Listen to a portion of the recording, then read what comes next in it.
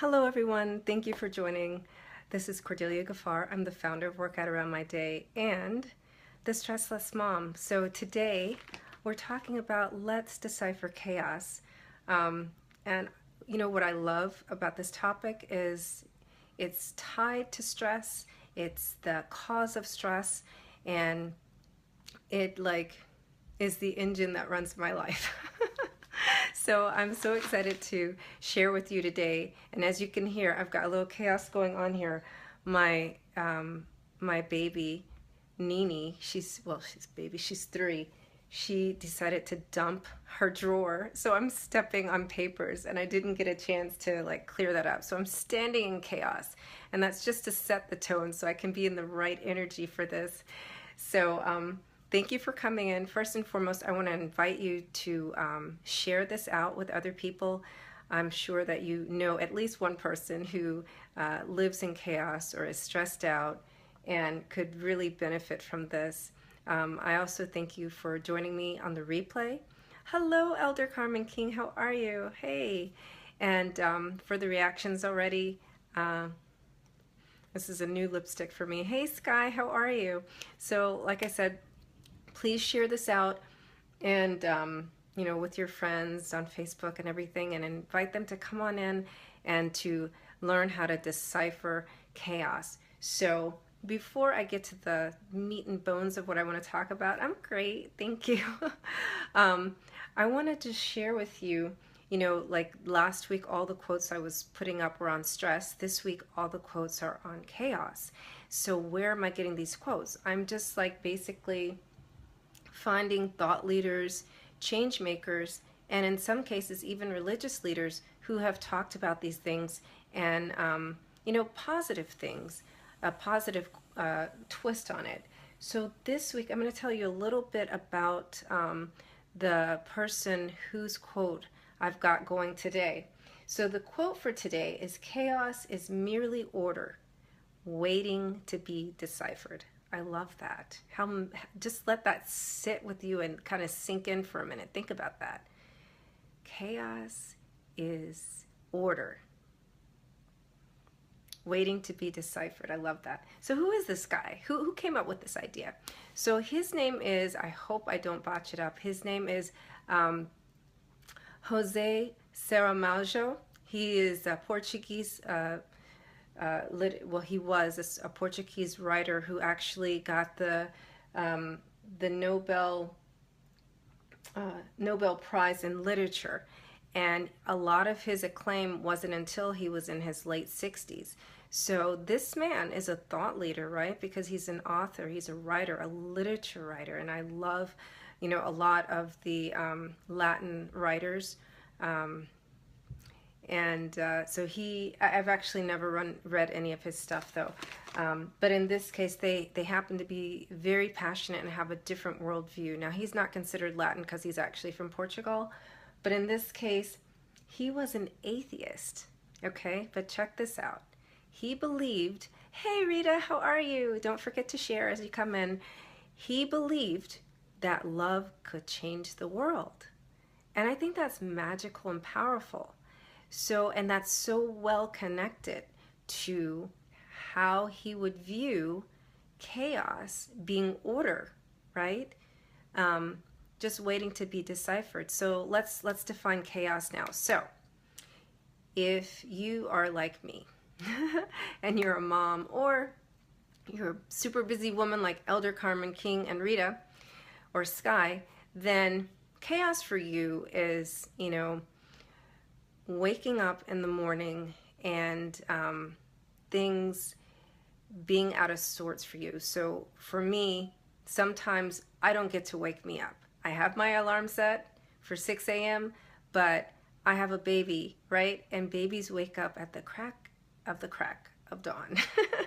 And chaos for me looks like someone climbing on my face and kissing me on my cheek and saying, "I need breakfast."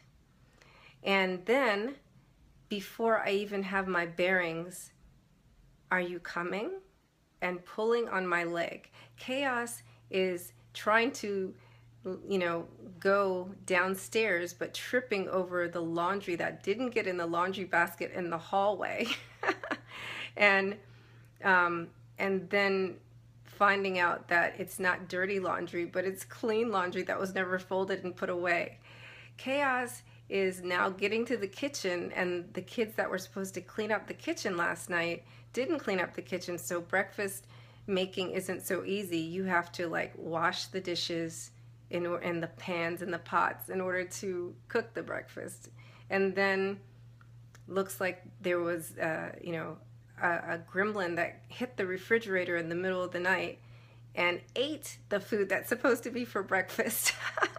So, you know, it's all those little small things, right? You think you have everything in order, and everything is supposed to be where it's supposed to be, and you know, you just get up according to your own time clock, and you get to the kitchen, and you know, you get to take a shower first and then make the lovely, beautiful breakfast and sit down and have some quiet time before your kids get after you.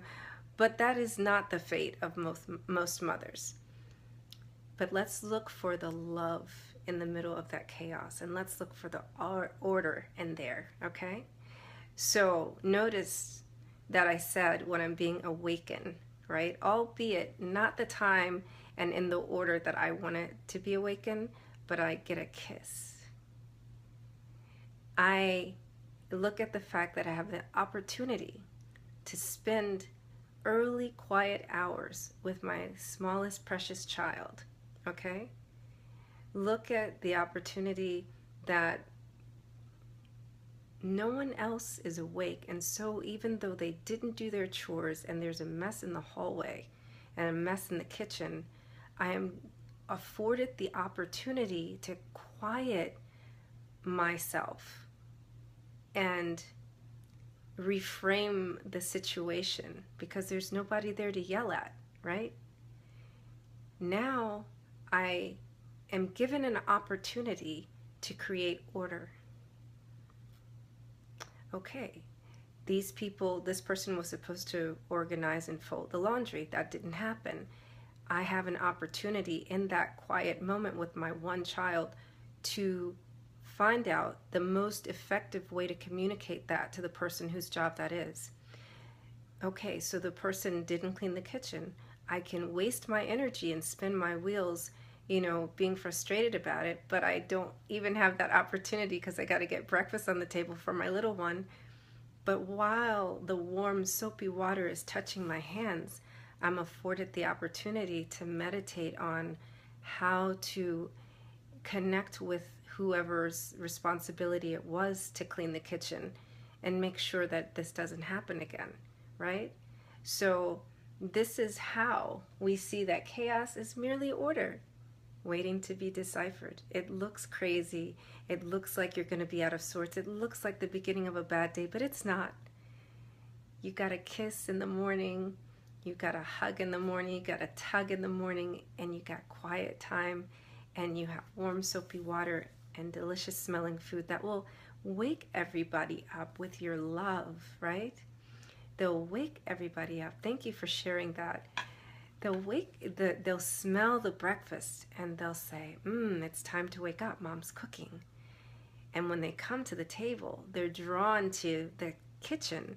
They're drawn to you because they want to taste the amazing meal that you've provided so that they can, you know, have what they need to start their day. And you have had the opportunity to spend that time in the kitchen making that yummy, delicious meal, and yourself smelling that yummy, delicious food, and maybe even possibly getting a chance to sit down and eat it with your one child, right? And so you can greet them with a smile because you don't care anymore that you didn't get a chance to take a shower. You did at least wash your face, right, when you were doing the dishes. And you tasted your own loving meal. So you can smile to them and say, happy morning, how are you? How was your sleep, right?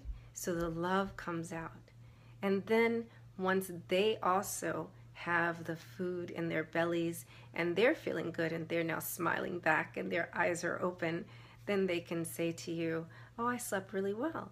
And then you can say, you know, I wanted to talk to you about something.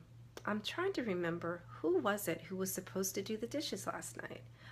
And that conversation is completely different now, right? It's not a screaming match. It's like, you know, Mom, I started to do it and then I got distracted with this. Or, you know, Mom, I started to do it, but I was so tired and I really planned to wake up before you because I didn't want you to find out I didn't do it, right? So now instead of me attacking someone who is human like me, right? And we get tired and, you know, it wasn't that they didn't want to do it. They just physically weren't able, and that's okay. So this is what I wanted to share with you today. And as you know, exactly, right? So as you know, I'm all about helping women, especially moms, to get from chaos to calm by nourishing with wholesome food, energizing with movement, and sweet talking themselves to quiet that negative inner chatter. And how amazing is that? We just went through the whole chaotic situation and we sweet talked ourselves and, you know, reset the whole tone of our day, the whole tone of our life into just a magical experience, a loving experience, an opportunity to connect, and full body and energy and spiritual nourishment. So if you've really enjoyed the content in this Facebook Live, connect with me, follow me here, and I want to invite you to join my Chaos to Calm 3 Minutes for Mom challenge that starts on Monday, July 24th. And if you know that this is something that you need, then go ahead and sign up now. Now, this is an opportunity to see yourself successful for 5 days, going from chaos to calm, just as I described, or you can just join the actual course, which is launching the first week of August. But I really want to get to know you a little bit better and see what your chaos is. So please join me in my challenge next week. And I appreciate you being here. I appreciate you sharing my message with others who may be in the same situation as yourself and myself, right? So I created this for myself because that's my life. It's chaos. Like I told you, my baby dumped her drawer out in a place where I usually stand to do my lives. I didn't have an opportunity to clean it up, so you hear the papers rumbling under my feet, but it's okay. It's my chaos, but it's my order as well. Thank you for being here, replay viewers and live viewers, and have an amazing day.